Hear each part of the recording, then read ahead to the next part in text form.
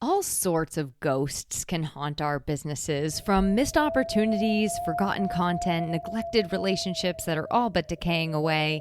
In this episode, we're going to breathe some fresh life into these things and explore some of the ghosts that won't be nearly as spooky as soon as we face them. Welcome to Small Business Casual, where we focus on designing sustainable, cozy, and thriving businesses tailored to your life, not the other way around. From general business and marketing to making sense of the behind-the-scenes chaos, I'm Emily Aborn, a small business copywriter. I'm here to walk alongside you as we make running our businesses less of a roller coaster ride and more like a walk in the park. Do you know I am not even a Halloween person? I grew up in a very, let's just say, religious home, sheltered is maybe a better word, and I was not even allowed to celebrate or dress up for Halloween. In fact, I actually had to watch a bunch of videos. I had to be subjected into these videos about how evil Halloween was. And honestly, it scared the living daylights out of me. All things ghostly, all things spooky, all things witchy, they really, really scared me. Now, they no longer do that, although I am still the kind of person who, when something scary happens on TV or in a movie, I'm definitely hiding under a blanket and plugging my ears until the scene is over.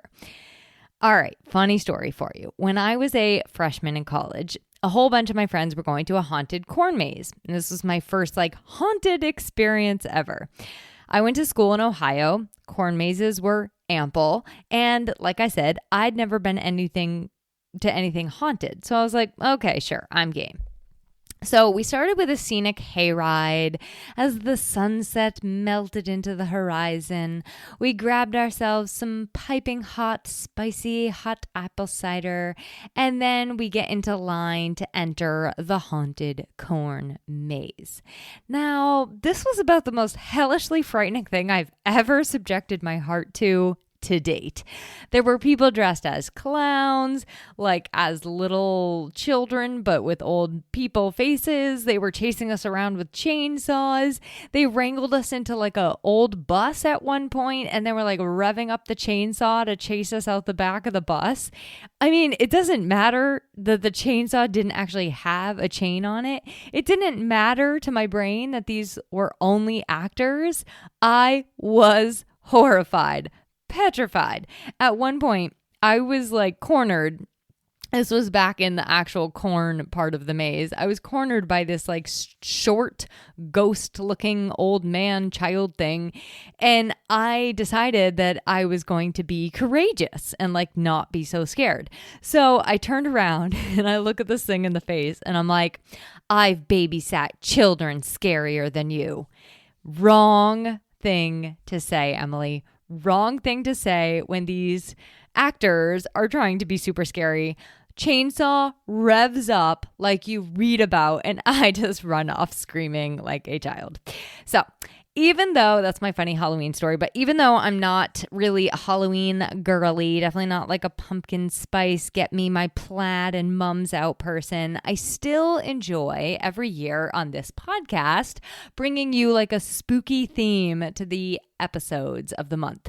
So even though that particular imp, let's call it, in the maze didn't take well to me staring it down, I think that on the whole, most things we avoid in our businesses and our lives out of fear, most of them do actually back down or become less intense when we look at them truthfully and face them head on.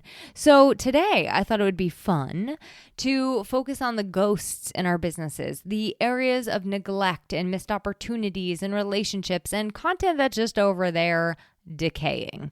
So we're going to get into 5 key areas: ghosting your audience, ghosting your collaborators and clients, ghost emails, content cobwebs that are potential to turn into ghosts if you don't catch them fast, and a few miniature ghosts that you can exorcise in a short amount of time.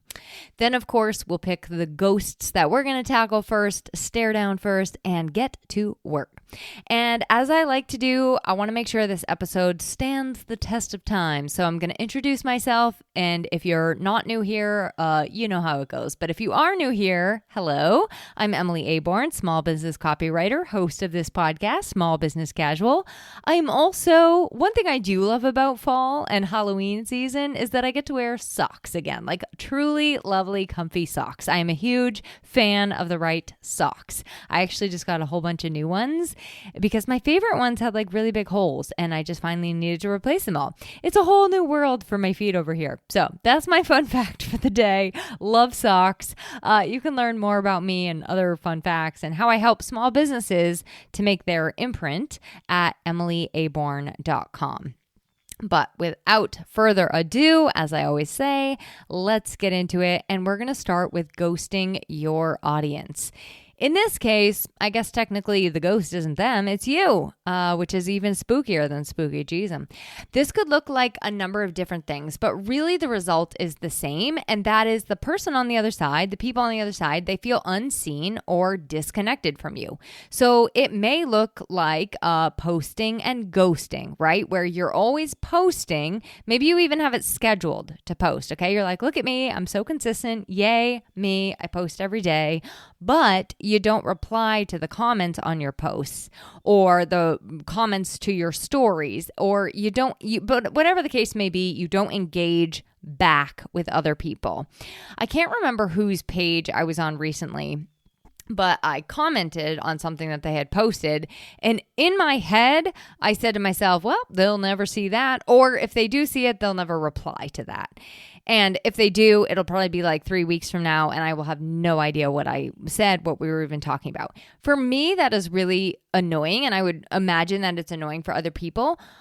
It also makes it so that like I'm just not that interested in commenting on their stuff. Like I don't want really to comment and engage with their things because it's not like they're not going to reply.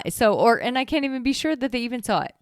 The other way that this shows up is disappearing from like, let's say your email list or your podcast. I am all about taking breaks. So whatever that is, let's say you do that for weeks on end though. I see this happen a lot in the summer. And then when you come back, you're like, I'm back. Here I am. I'm selling. I just ghosted you. And now aren't you all excited to see me again? Ready to buy? What I have to sell?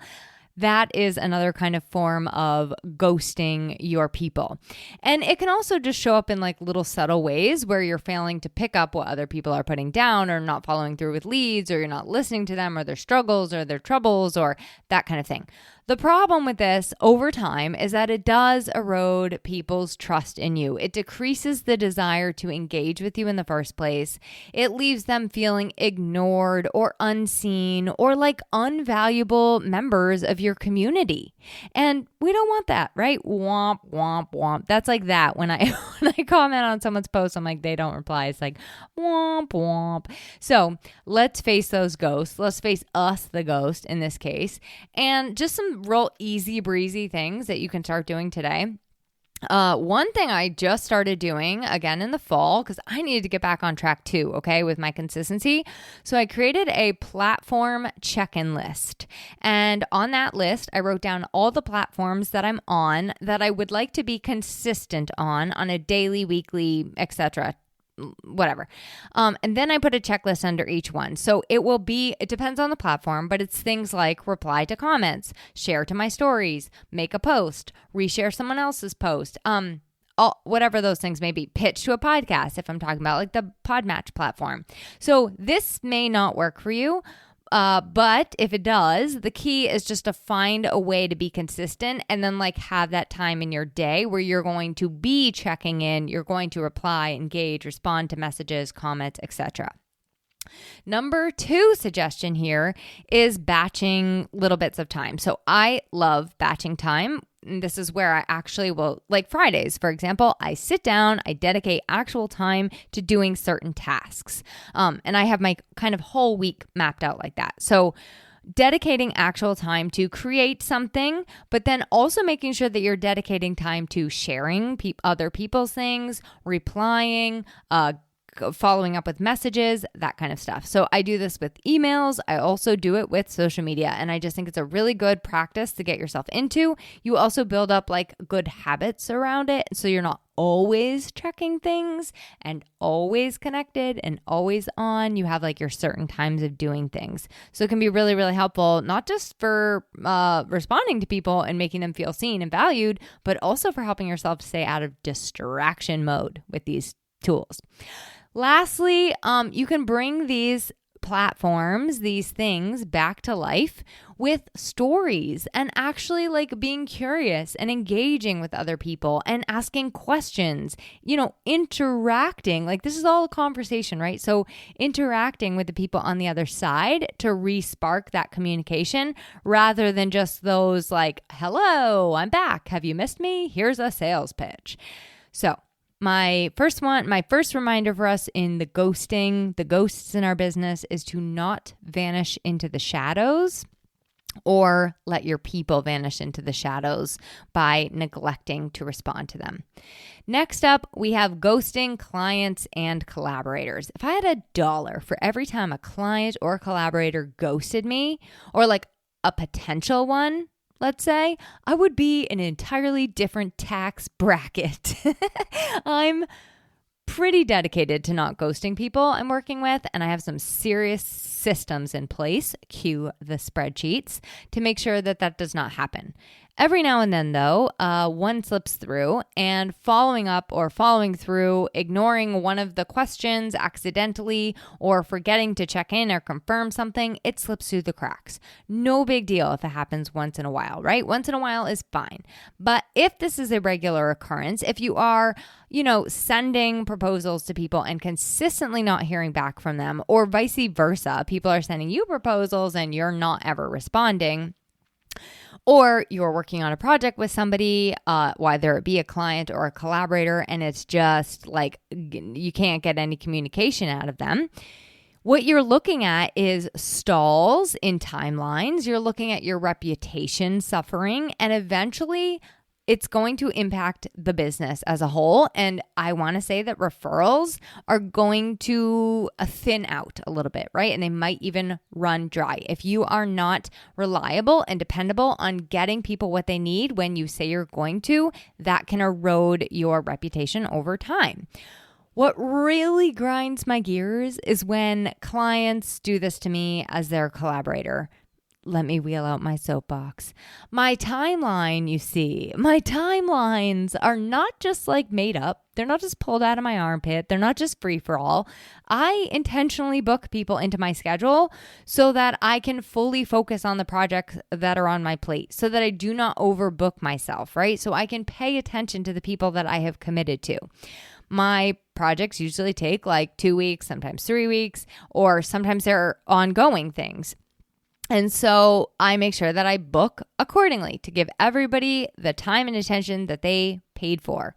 For some reason, though, and I know my fellow website designers and graphic designers and brand designers and copywriters are like, yep, hand raised. You've seen it all too many times, right? People take on this new project like a rebranding or creating a new website or writing the copy. And yes, they outsourced it. So they're like, okay, great. It's all done. It's in someone else's hands. But also they forget the fact that we still need things from them. We need responses to whether or not we're actually meeting tomorrow. We need their questionnaire filled out. We need their photos. We need a yay or nay on the brand direction, right? So my advice to help us with our clients and collaborators is really to set the expectations up front. My advice to us looking to collaborate with other people is do not take on things that you cannot follow through on. Pretty please. When it comes to preventing other people from doing this, I have a lot of policies in place, like we'll reschedule if I haven't heard from you 24 hours prior to confirm. In some cases, that bumps the project around. In some cases, there's a cost involved, restart fees. If I'm ghosted for more than 10 days, I have a restart fee. And yes, that happens more often than you would think. And I have many, many reasons for that fee being in place, but it's one that I've had to reinforce a couple of times. Secondly, if you are struggling to follow through on things, I would encourage you to kind of really think about like what you need to make sure that you don't let those things slide. So whether it be putting actual reminders in your calendar or using Siri reminders, for me, my inbox is my task management. So if I haven't answered something, it sits in my inbox knowing that I need to get it done. Now, I'm an inbox zero person. And so if I have not gotten every single thing that people need, if I'm not able to do it that day, or if it doesn't need a reply that day, I will forward it back to myself, send it for a day that I actually can sit down and handle it, and then I'll work on it then. And I put it in my schedule, like Tuesday from 10 to noon, I'm going to work on XYZ. So you kind of have to figure out what that system is for yourself. But I really stand by systems in place that help your brain to follow through on those things, because it's a lot. I mean, we all have a lot of ends loose that can become loose if we don't manage them. And you can help you, right? So stay on top of this stuff, and remember that unanswered emails, phone calls, texts, dropped balls, right? Over time, these things can cast a shadow over working with you. They can erode business relationships, and it really is important more than ever, I would say, to be responsive, be responsive. If you can't do it alone, find someone or a system or a tool to help you to reply in a timely fashion. All right, my third one, this is a good yearly reminder. Don't let your emails become ghosts. Every now and then, we want to check in on our email platforms, see how many people are opening our emails, who's not reading those emails consistently, who's not opening them at all. And there are some emails where you might get a little bit of information, which ones people didn't open or they didn't click through. Maybe it was that they just didn't land with people due to the subject line or the content. You can do this with any content in your business, podcasts, blogs, emails, you name it. But emails is a great place to start, because emails are such a great form of communication and connection. And if yours are going to spam, or if they're just ending up in somebody's trash the moment that they're delivered, or they're being ignored, it's like sad, really. It's a lot of wasted effort on your part. So let this be your reminder to go forth and get into your email platform. Look through your subscriber list, audit it, and remove inactive contacts, people that don't open your emails. It will significantly improve your open rates. And you can also, while you're in there, look at some of those subject lines. Look at the ones that did really well. Look at the ones that flopped. You can send the exact same email. Did you know this? With a different subject line, and test it again. You can try it again. And it will also give you a lot of information that way. So check to make sure all that like segmentation, personalization, all that jazz is set up correctly. Don't let your emails become ghost. Don't let them haunt their inbox. And don't let them haunt your subscriber list when they're not going to engage. A ghost I am currently dealing with right now in my business is old content that is covered in cobwebs and needs a good dusting off. I'm talking about old blog posts, maybe ones that like don't have any SEO juice to them, or they could be great social post ideas that I had, but they're like gone and rusted. Resources that I've got that are like decaying or forgotten or underperforming, that welcome sequence you haven't touched in 5 years, your freebies, your opt-ins, right? There are things we have in our business content-wise that were so good when we created it, when we shared it. We were so excited, but maybe it just did not get enough eyeballs on it, or maybe it's time to really just refresh it, because it is a great time to do it. It is due for a revival and a refreshing, right? That podcast episode you could turn into a blog or a written resource or a workshop, but you just haven't yet. So the great news and the simple news about content ghosts is that you can often just pick them up from the rubble, dust them off a little bit, and repurpose them into a new format. You can turn a blog into a carousel. You can turn a blog into a newsletter. You can turn a blog into a podcast. You can fix a blog. Fix it with like updated statistics or links. You can SEOify it. You can pull some content from your website. You know, all that fantastic website copy you have? You can share that as a social media post. You can turn your podcast episode into a social media post. I mean, honestly, when it comes to repurposing, the possibilities are endless. And I want to keep reminding us that like people don't always see things the first time. People don't always consume things in the same way. So sometimes people don't listen to your podcast. They would prefer to read a blog. Sometimes they would prefer to listen to a podcast and read your blog. So you repurposing your content just gives more people access to what you're creating. And you also bring this new level of cohesion to your business. In a lot of cases, you're saving yourself time, right? But the real value I find is that often some of those great ideas I had a couple years ago, I end up turning into something even better, if I do say so myself. So it also helps when you can't think of something new to create and you're like, you know what? I'm just going to pull out something that I know is tried and true. I already put my heart and soul into it and I don't want it to just become a pile of creaky bones.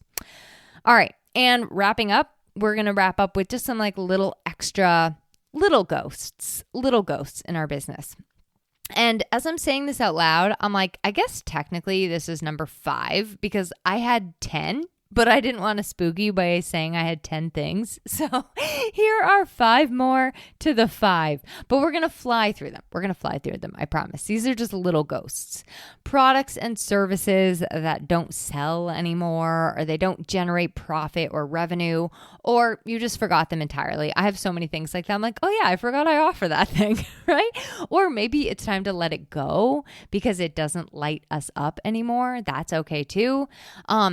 Branding that is inconsistent or the visuals aren't quite matching our messaging or our website pages or the direction we're heading. I just did an episode, as you will recall, perhaps if you listened to last week, called Does Your Business Need a Rebrand? And that really will help you to determine whether or not you do need a rebrand or it's time just for maybe a refresh, right? Where you need to refresh some of those visuals or the copy or your offerings. You can actually perform a little mini brand audit on yourself. And it's really, really advantageous to us to do that from time to time. The other little ghost is goals. Like, how many times have you set those goals at the beginning of the year and you're like, who was that person? Like, first of all, none of those things are where I want to be going. Second of all, I didn't do them. So we all had this. We have ideas and we have plans and we have actions, things that we like wanted to do or we set out to do, but we never revisited them. So this is a great opportunity to look at those ghosts, review those goals and adjust and see how far you have come. And maybe it's time to set some new ones. Ghost leads. This happens often. I'm going to admit I am bad about following up with leads that I don't hear back from after, like, let's say 1 or 2 reach outs. So this is a great tip for people like me. It's not bad or pushy or anything to follow up with a lead, especially if you are operating like on a timeline and you want to make sure that everybody gets kind of a spot in your calendar. So ghost leads are a huge thing. This is just like past customers that maybe need your services again, warm leads that never got that follow-up from you. So reach out to somebody and reconnect. It's not weird. Some people welcome those reminders. And in the case that you aren't going to have time in your calendar in, let's say, 1 or 2 months, you're actually doing them a huge service by being like, hey, I just want to make sure you get your spot in because I know you had been interested. So ghost leads, don't let them become big ghosts.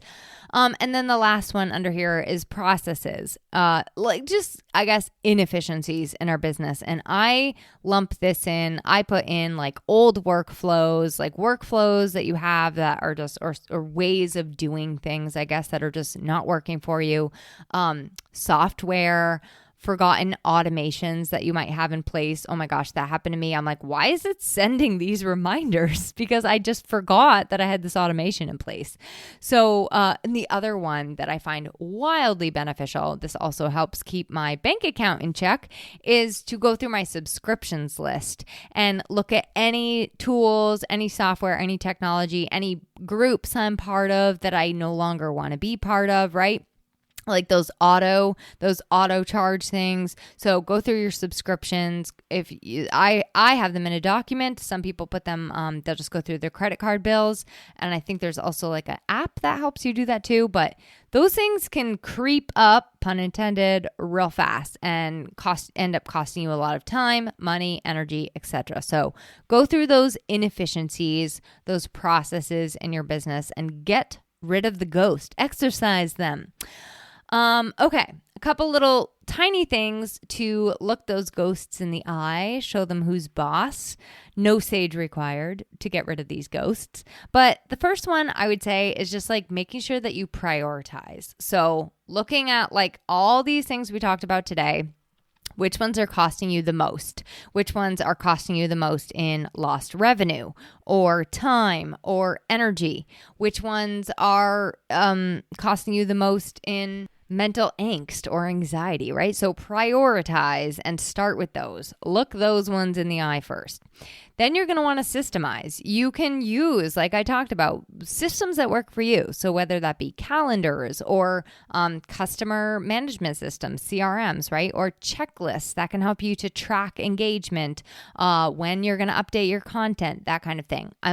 I'm a huge fan, by the way, of systems. So if you need help coming up with systems, I'm your girl. Hand is raised.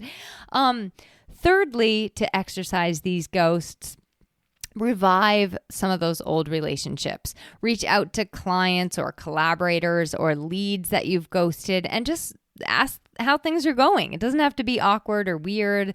We're all used to the whole long time no see, long time no speak because we're all probably very busy. So fourth one is to refresh. And that just is like giving yourself time to really go through and refresh things on a regular basis. Repurpose, update, delete, refresh, audit old content and give it a facelift. Refresh. So we got prioritize, systemize, revive relationships, refresh, and then make sure that you are measuring your results. So you actually can track a lot of this stuff. You can see if your conversions go up, if your open rates go up, if your engagement goes up, and you can actually watch those ghosts vanish tangibly in front of you with metrics if you are measuring those results.